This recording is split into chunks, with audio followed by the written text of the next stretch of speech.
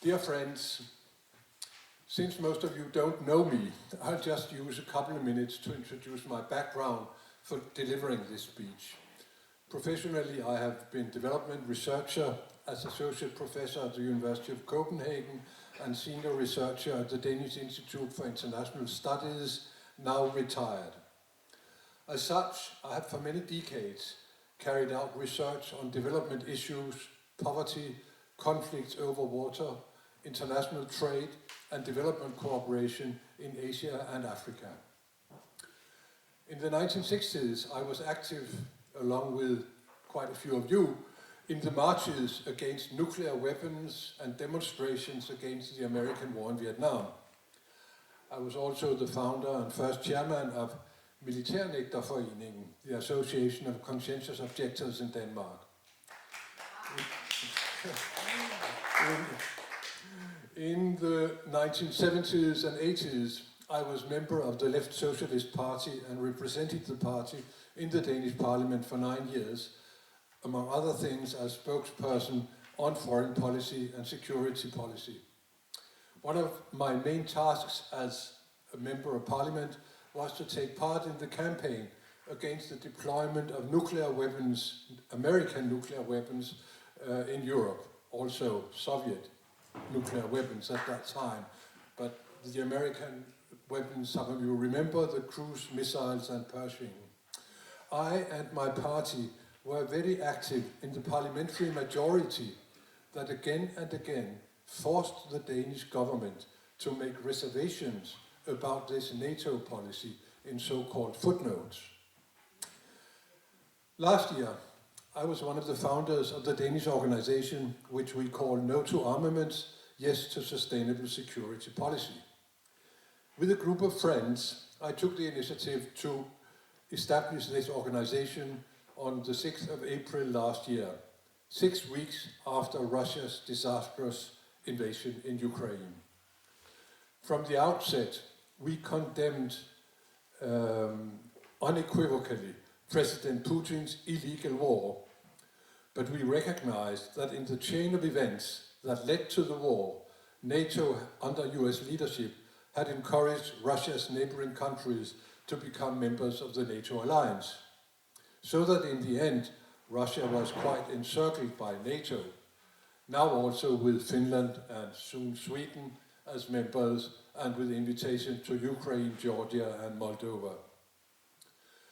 In the light of what has now happened in Ukraine, it is understandable that Russia's neighbors felt more secure as members of NATO, and we believe that every country has a right to decide on its own which security policy it wants to pursue. But the US and NATO could have done a great deal more to give Russia security guarantees to address its legitimate security concerns. This is something, you're not even allowed to say this in the Danish mainstream debate about such issues, that Russia has anything which could be called legitimate security concerns. Anyway, on the contrary, United States scrapped several peace-building treaties with Russia, including the Treaty on the Intermediary Nuclear Weapons that mobilized the peace movement in Europe in the 1980s. Under Putin, Russia has also dropped several treaties, so that today only the relatively toothless Non-Proliferation Treaty and the New START Treaty remain. And the latter, the New START Treaty, is likely not to be renewed when it soon runs out. Both the US and Russia have modernized their nuclear weapons, both the strategic intercontinental weapons and the smaller so-called tactical ones that are more likely to be used. Together with Putin's veiled threats to do this in Ukraine, the whole world finds itself in the most dangerous situation since the Iron Curtain's fall and the end of the Cold War.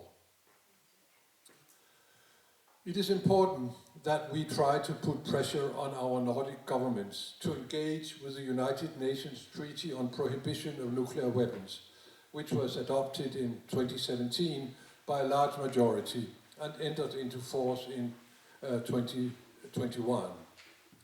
However, as you probably know, none of the countries with nuclear weapons and no NATO country voted in favor of the treaty. It is encouraging that both Norway, Finland and Sweden took part as observers in the follow-up conference in Vienna in 2022. Unlike its Nordic neighbors, Denmark was conspicuously absent in Vienna in 2022. The Secretary General of the United Nations, Antonio Guterres, has said, unless nuclear weapons are abolished, there can never be peace. Our organization has the objective to contribute to revitalizing and renewing the peace movement. In doing so, we have felt it necessary to In doing so, we have also felt it necessary to take a stand on the NATO countries' supply of weapons and intelligence, as well as training of Ukrainian soldiers, that will be seen as controversial in parts of the peace movement. But Ukraine fights for its existence, and without this military support, we believe that Russia could have succeeded in conquering Ukraine and toppling its government. However, as we have seen, such a military support can easily lead to gradual escalation through delivery of more and more heavy weapons, first helmets and security vests, then armored cars, then Abrams and Leopard tanks, and now F-16 fighter jets. We warn against this latest escalation, and we certainly do not think that there will be a military solution to the war. The countries that deliver weapons to Ukraine should at the same time pursue negotiations which can lead to armistice and an end to the war, ideally under United Nations auspices. It is most likely that the war in the end will end as it started, as a frozen conflict, where neither Ukraine nor Russia will be victorious and where the status of certain parts of Ukraine will remain disputed. In the light of this, we support all initiatives that will lead to negotiations. It's interesting that countries of the global south, including Brazil, India, Indonesia, and a number of African countries, are active in this field. They do not want to take sides for a variety of reasons, including their view that NATO countries have themselves been involved in illegal military adventures, notably that in Iraq. Along with this stand, we have argued strongly against the massive armaments race that is now underway in Denmark and many other NATO countries. Our organization has collected signatures on a petition against the Danish government's decision to increase its military spending from around 1.4% to 2% of the GDP. That money could be more constructively spent on improving welfare, speeding up the necessary green transition, and on development cooperation. Our petition has so far got about 1,200 signatures, perhaps not a very impressive result, but in the context of the war and the prevailing enthusiasm for massive armaments, it is an uphill struggle to go against the government and the overwhelming majority. Based on figures from SIPRI, the Stockholm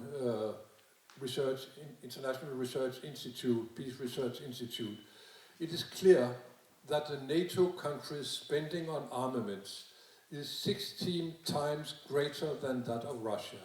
16 times. The NATO countries in Europe alone spend 5 times as much as Russia.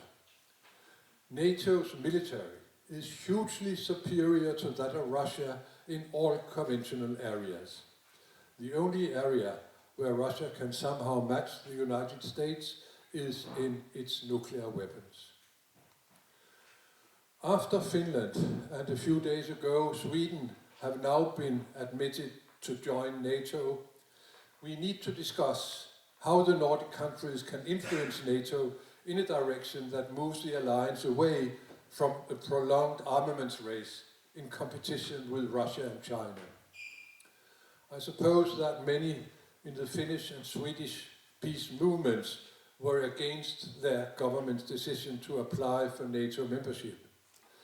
But we also know that the stand on NATO can split the peace movement in the Nordic countries. Our organization has no clear stand on NATO. Most of us, no doubt, have been extremely critical of NATO and its actions in the past. But we recognize why the Baltic countries and now also Finland and Sweden feel more secure as members of NATO. My own view is that NATO should have been dissolved after the breakdown of the Warsaw Pact. And I think we must remain very critical of NATO. Under US leadership, NATO, or coalitions of the willing, have carried out military intervention in Afghanistan, Iraq and Libya with terrible consequences, and there is no guarantee that something similar will not happen in the future. In particular, one can fear that NATO will be used by the US in its attempts to encircle and isolate China as part of a competition for global hegemony. Nevertheless, the Nordic peace movement should find ways to influence NATO in a more constructive and peaceful direction. But this must also entail saying a loud no to US-American bases and nuclear weapons in the Nordic countries. In Norway, it can be argued it is too late. Denmark is currently involved in secret negotiations with the US government about something similar. A more constructive and peaceful way forward, both in NATO and the European Union, is also to put pressure on our governments to avoid getting a new Iron Curtain splitting Europe in the next 10 to 20 years. While sanctions against Russia are justified as long as Putin is conducting a terrible war in Ukraine, we must do all we can as civil society to keep in touch with Russian people who are not our enemies. And as soon as the war ends, we need to re-establish normal relations with Russia in terms of trade, traffic, diplomacy, and all other kinds of interactions. In terms of Nordic cooperation, it is obvious that all 5 Nordic countries have a special interest in the Arctic region. Through the work in the Arctic Council, there has for years been a somewhat fruitful cooperation to ensure that the Arctic remains a low-tension region.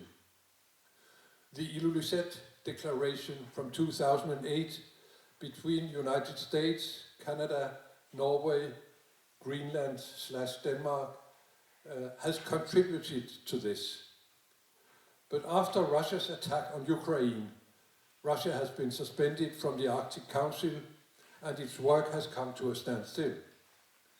At the same time, both Russia and the United States have increased their military build-up in the Arctic. There is a grave risk that the Arctic will now become a high-tension region. It is an important task for the peace movement in all Nordic countries to try to prevent this. Our organization has been greatly inspired by Olof Palme's ideas of common security. As you know, these ideas were conceived in 1982 in the midst of the Cold War, when Palme was chair of the Independent Commission on Disarmament and Security Issues. The concept of common security entails that cooperation between adversaries can provide the security that people and nations need when military confrontation and nuclear deterrence have failed. In simple words, nations and populations can only feel safe when their counterparts feel safe.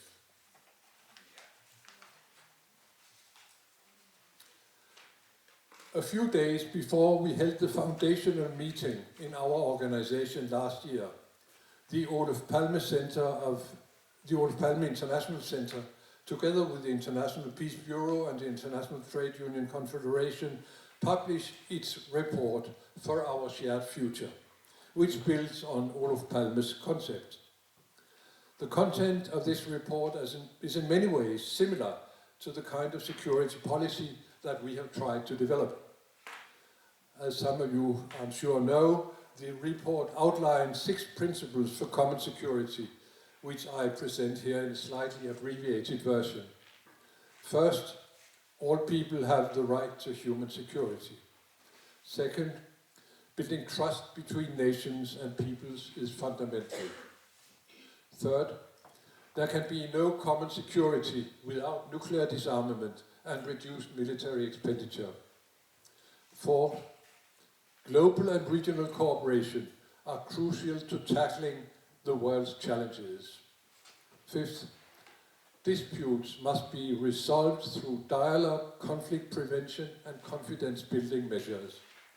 And sixth, better regulation and governance need to be extended to cover new military technologies, for instance in cyberspace and outer space.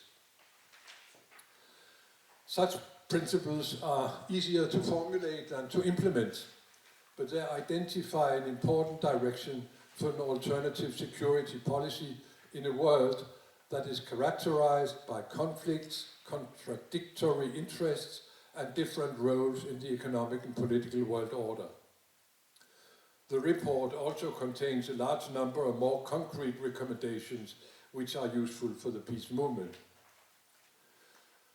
In our organization, we have coined the term sustainable security policy, which is not used in that report, but our concept includes Palme's idea of common security.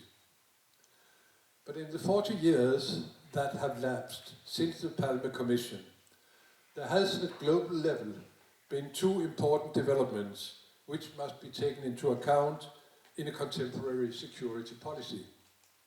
The first is the globally growing inequality, both economically, socially, and politically. Even if a substantial reduction of absolute poverty has taken place in many countries, and especially in China, the gap between rich and poor is increasing, both globally and internally in most countries. And that in fact also includes the Nordic welfare states. The inequalities do not only create unjust societies and a growing chasm between the rich in the global north and the poor in the global south. They also foster innumerous conflicts, out of which some develop into uprisings and war. Thus, the growing inequalities must be addressed in an alternative security policy. The second important development is, of course, the accelerating climate and biodiversity crisis. While it is overwhelming the rich countries in the north that have created the problems with our way of life and ruthless exploitation of natural resources, it is the poor countries in the south that bear the worst consequences of man-induced climate change in the form of prolonged droughts, extreme flooding, massive soil erosion, and devastating cyclones. All these calamities create conflicts between people over land, water, and security, and they generate millions of refugees. The continued emission of greenhouse gases threatens the planet's existence and is thus the greatest threat to the security of all people. The concept of common security must be extended to cover these developments, and it is with this background that we have preferred to talk about sustainable security policy, a concept which includes the idea that such a policy must be common in order to be sustainable. It is an added advantage that the concept links to the United Nations Global Global Sustainable Development Goals. Although some of these are insufficient and even contradictory, they point in a direction that is also relevant for a sustainable security policy. The ideas I have presented here are unfolded and deepened in the pamphlet Bæredygtig sikkerhedspolitik, en nødvendig omtanke, Sustainable Security Policy, a necessary reflection, we have written and published in March of this year. And we, in this context, is a think tank, so-called omtænketank in Danish, which forms part of this organization, No to Armaments, Yes to Sustainable Security Policy. The 10 authors of this pamphlet have different backgrounds, but the majority are now retired researchers that span a range of disciplines such as biology, geography, sociology, economics, political science, and peace research. At the backdrop of the war in Ukraine, we analyze conflicts around the world, discuss the role of NATO and the European Union, and argue the need for arms control, diplomacy, and peace and conflict research. A whole section is devoted to the consequences of global inequality and the climate and biodiversity crisis. There is also a section on psychological, social, and cultural factors behind conflicts and wars, as well as ideas about what an active civil society, including the peace movements, can do. Lastly, the pamphlet has a concluding section which outlines a number of concrete recommendations related to the war in Ukraine and an alternative Danish development and security policy. Here I will just quote a couple of recommendations concerning the war in Ukraine and the role of United Nations. We recommend that Denmark continues to support Ukraine's defense, but works for an armistice under international control, and that Denmark supports diplomacy aimed at negotiations between Ukraine/United States of America and Russia. Secondly, a sustainable security policy. We recommend that a sustainable security policy is solidly anchored in the United Nations, and in that context, that Denmark works for a reform of the United Nations so that the veto in the Security Council is abandoned and the Security Council mirrors the actual global situation with better representation of South and East. Based on this pamphlet, which is now on your table, we held a conference in the Danish Parliament in March this year with the former Swedish Prime Minister Stefan Löfven as keynote speaker. He is now the President of European Socialists and Social Democrats and also Chairman of the Board of CIPRI. He delivered an interesting speech which, a little bit to our surprise, was well aligned with our ideas of a sustainable security policy. You can find his speech on our website, where we also present numerous articles we have written in the Danish mainstream press over the last 15 months. I have brought with me here more than 100 copies of our pamphlet, which I believe all, except a few of our Finnish friends, can read. Please take a number of copies with you and distribute to friends in the peace movement who may be interested. It is our hope that you can find some inspiration in this pamphlet and maybe write similar pamphlets in your own country. The pamphlet can also be downloaded from our website. We need to renew and strengthen the peace movements everywhere. It is my firm belief that Nordic cooperation can contribute to this.